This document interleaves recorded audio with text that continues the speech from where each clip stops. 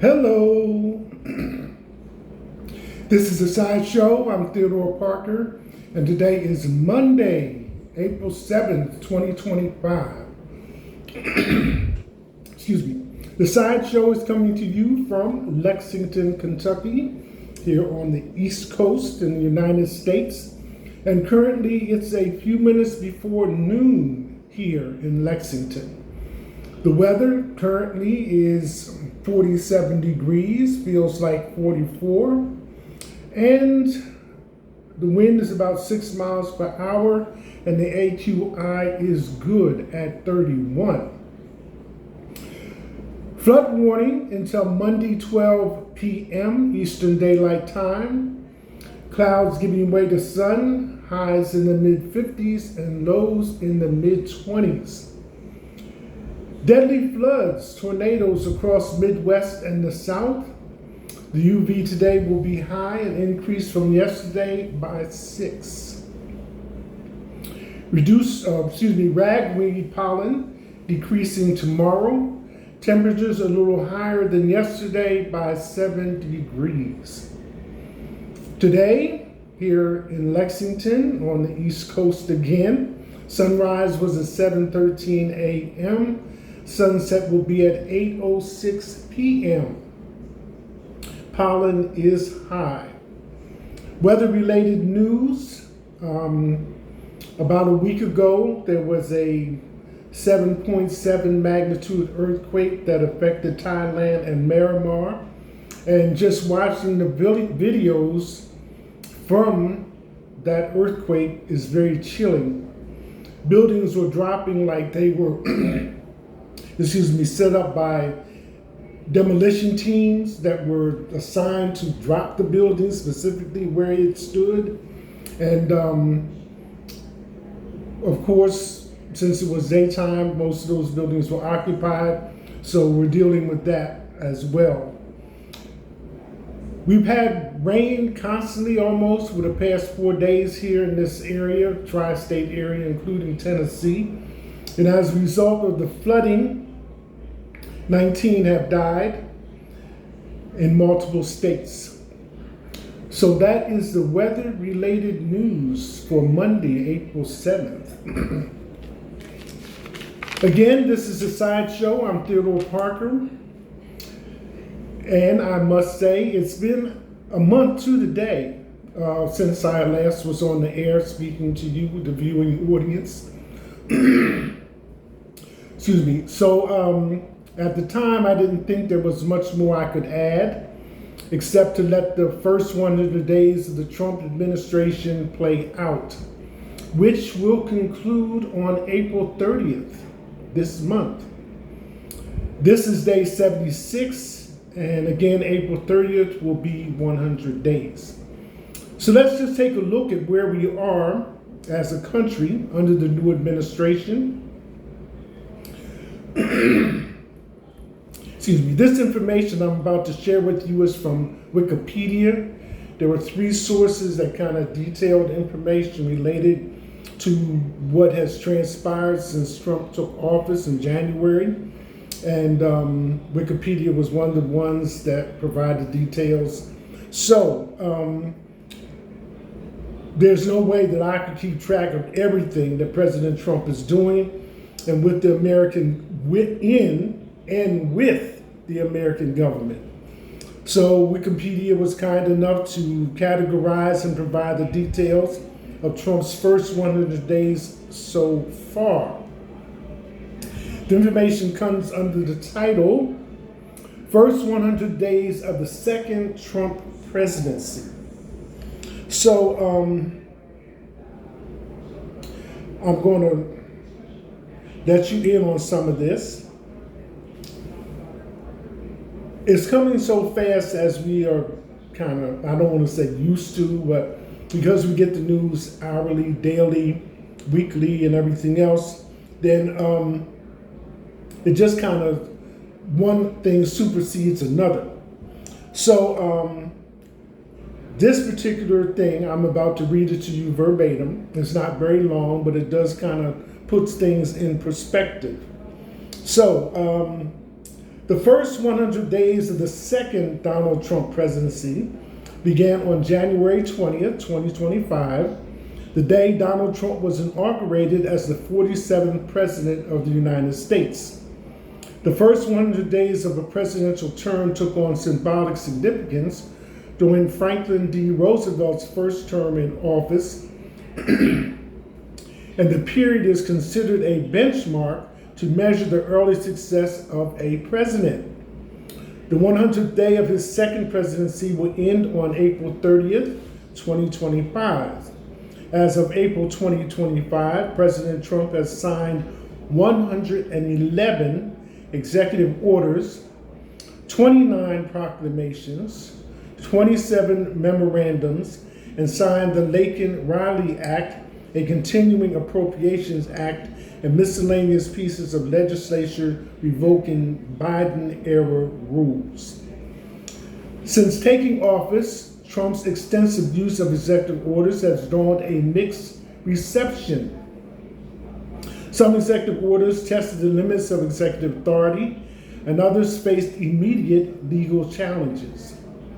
Major topics Trump has focused on include immigration reform, deportations, applying tariffs on other countries, cutting federal spending, reducing the federal workforce, increasing executive authority, and implementing a non-interventionist foreign policy. So that's kind of like the explanation of the 100 Days reference. What I will do now is let you know about his early executive actions, which once he was inaugurated, he sat down and started signing executive orders. We all witnessed that. So we'll cover that. Upon taking office, Trump signed a record number of executive orders. He signed 26, numbered 14147 through 14166 on his first day in office, more than any other president. His first, ending the weaponization of the federal government, directs federal agency heads to search for politically motivated past conduct by intelligence, justice, or regulatory agencies. The order addresses the politically motivated past conduct of organizations, directs federal agency heads to search for politically motivated past conduct by intelligence, justice, or regulatory agencies. The order addresses the purported weaponization of federal agencies against political opponents during the period of the Biden administration. His second, initial resuscitations of harmful executive orders and actions, repealed 79 Biden-era executive actions, including 68 executive orders and 11 presidential memorandums. His third, reaffirmed the constitutional right to free speech and bans federal censorship of online speech. His fourth, ensures the Department of State aligns with an American First policy and champions American interest. His fifth, rescinded all DEI programs and activities in federal agencies throughout the government. His sixth, revoked security clearances for 51 former intelligence officials who claimed the Hunter Biden laptop controversy was Russian disinformation. His seventh, unleashing Alaska's extraordinary resource potential, is aimed at maximizing Alaska's natural resources and reviving the Alaska LNG project, including the removal of resource development restrictions. Trump's eighth executive order, unleashing American energy, encourages energy exploration and production on federal land and waters. It terminated the electric vehicle EV mandate, which, with as much as Elon Musk has invested in Tesla, came as a surprise. Revoked 13 more Biden executive orders and 1 Carter executive order. Dissolved the American Climate Corps, an interagency working group, and froze the disbursement of funds of the Inflation Reduction Act and Infrastructure Investment and Job Acts. His next 4 executive orders, 9 through 12, started the United States withdrawal process from the World Health Organization, declared a national energy emergency, designated certain international drug cartels as foreign terrorist organizations, and reorganized the U.S. Digital Service into the Department of Government Efficiency, protecting the American people from invasion. Okay, the Department of Government Efficiency, DOGE, is actually 3 agencies. They have a staff, et cetera, et cetera, et cetera, but I'll get into more of that later, since Elon Musk proposed the idea to President Trump and said he would be willing to help out in that area. Continuing, protecting the American people from invasion reorganizes immigration enforcement by prioritizing the removal and identification of illegal migrants who threaten public safety and security. It revoked an additional 4 Biden executive orders into the Family Reunification Task Force and establishment of Homeland Security Task Forces in every state. Protecting the meaning and value of American citizenship, intended to end birthright citizenship for children of illegal migrants born on American soil, but face court challenges delaying its implementation.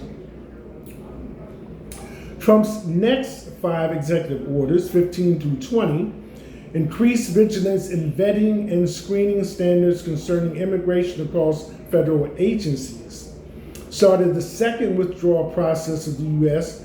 from the Paris Climate Accords and several international climate agreements, suspended the U.S. refugee admissions program, restored the federal death penalty, continued expansion of the U.S.-Mexico border wall, resumption of migrant protection protocols, and delaying the impending ban of TikTok in the U.S. by 75 days. The remaining 6 executive orders, 21 through 26, clarify the U.S. military's role in the protection of the United States sovereignty and territorial integrity, defined gender by an immutable male-female binary, ordered a 90-day pause on all foreign aid, excluding Ukraine, Egypt, and Israel, prioritized federal hiring to focus on one's qualifications, revived Schedule F as Schedule Policy/Career, and renamed the Gulf of Mexico and Mount Denali.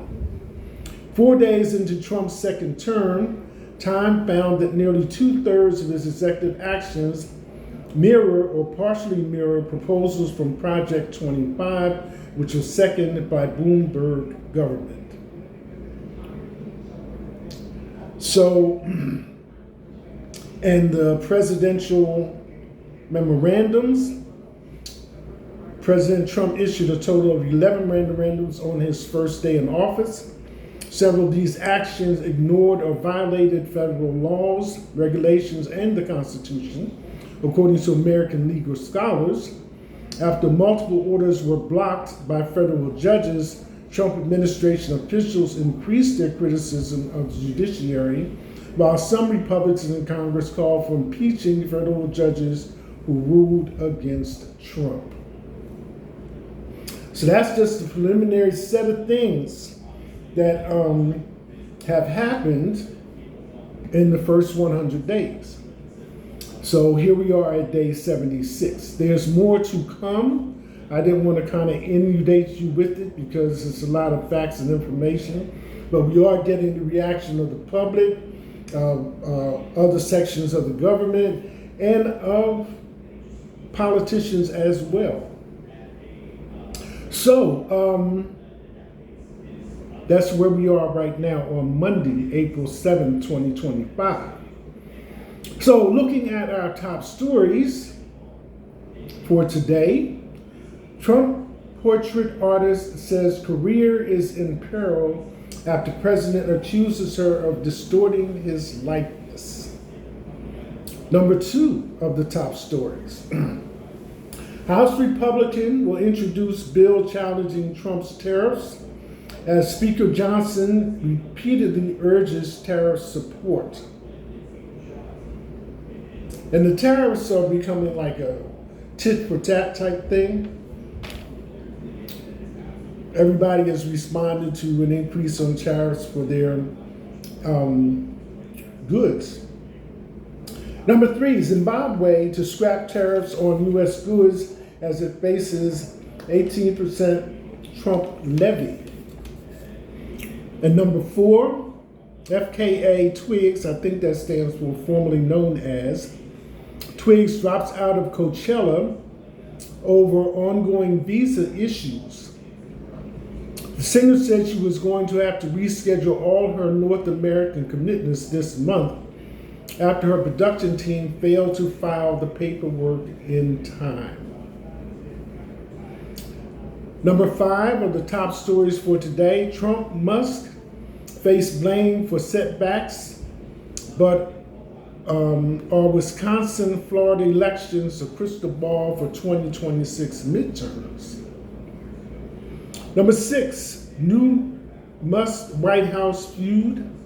Peter Navarro claims no rift after billionaire attacks him over tariffs. Number 7, horrific scenes as man slashes children with meat cleaver before being shot by police in suburban New York street. The children, 5 of them, 4 were attacked, a combination, not sure, just trying to sort out the relationship of the man to the children. The father or uncle is what's being investigated. And number 8 of the top stories, Asian markets go into a 2008 style free fall after Trump calls his tariffs needed medicine for the U.S. Now this one was amazing to me, and it just kind of shows, again, those of us, I've covered the stock market before and how, it divides into 3 things and all the rest of the stuff that goes with it. But this kind of like amazed me that from us showing, us being the United States government, how it can affect everything worldwide.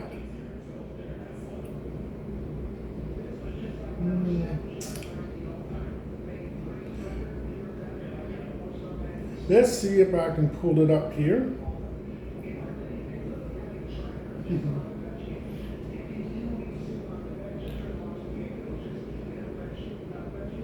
And then again, may or may not.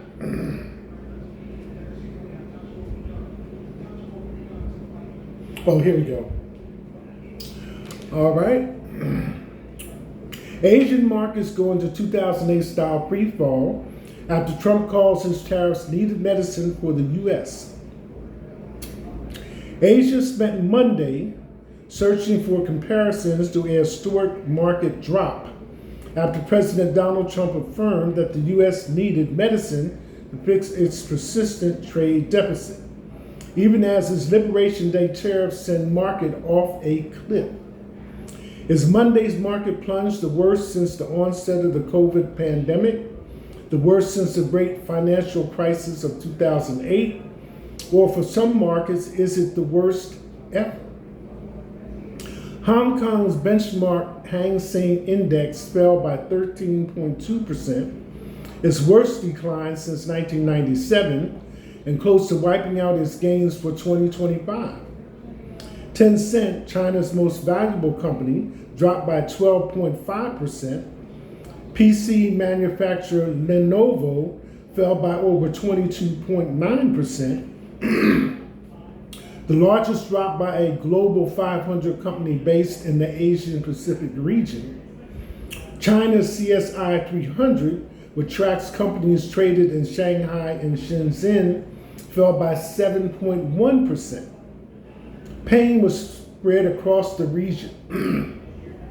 Japan's Nikkei 225 plunged by over 7.8% on Monday, its third day of steep losses since Trump announced 24% tariffs across the country. South Korea's KOSPI index fell 5.6%, and Australia's S&P AS/ASX 200 is down by 4.2%. India's Nifty 50 is down by around 4.5% as of early afternoon India time. Taiwan halted trading after declines triggered the exchange's circuit breaker almost immediately after markets opened. The island's benchmark TAIEX index dropped by 9.7%. TSMC, Asia's most valuable company, plunged 10%, wiping $74 billion from the chip maker's market value in a matter of minutes. By the mid-afternoon local time, Singapore's Straits Times index is down by around 8%, with DBS, Southeast Asia's largest bank, falling by over 9.5%. The plunge in the STI is nearing the index record 8.3% drop from 2008 during the global financial crisis. Negative sentiment is likely to continue into the U.S. and S&P 500 futures are currently down by 4.9%, while NASDAQ 100 futures are down 5.6%, putting the U.S. on track for a bear market. So it's a few more paragraphs to it. Beijing is punching back. Monday is also the first trading day since Beijing imposed a 34% tariff on all U.S. imports in retaliation to Trump's Liberation Day taxes. China's retaliatory measures go into effect on April 10th, the day after Trump's tariffs begin. Beijing also slapped export controls on a range of rare earth minerals, launched new anti-monopoly probes into U.S. industries, and also added several companies to its unreliable entities blacklist. So it continues, but I just wanted to share that with you. Again, this last little part. Since April 2nd, several Asian economies, including Vietnam, Taiwan, and Cambodia, have offered to reduce, if not remove, their tariff on U.S. imports. Yet Peter Navarro, which was referenced in one of the earlier top stories, a senior trade advisor to the president, suggested that a straightforward zeroing out of tariffs wouldn't be enough to satisfy the administration. If you simply lowered our taxes and they lowered our tariffs to zero, we'd still run about $120 billion trade deficit with Vietnam, Navarro said on Fox News. The problem is all of the non-tariff cheating that they do. So there we have that. So that's related to story number 8 of the top stories. Number 9, continuing. Minivan plows through crowd, injuring at least 9 in busy Los Angeles shopping district. So some of these were children and elderly women. And number 10, RFK Jr. says vaccine is most effective way to fight measles. Health and Human Services Secretary Robert F. Kennedy Jr. said on Sunday that the measles vaccine is the most effective way to fight the virus, as Texas grapples with an outbreak that has already been connected to the deaths of 2 children. And talking about global reactions to things that are coming out from the Trump administration, this is my other story. French request to return Statue of Liberty sparks major fury. Come get it. So here we are again. This is the Sideshow. I'm Theodore Parker. This is Monday, April 7th, 2025. That's it. Hashtag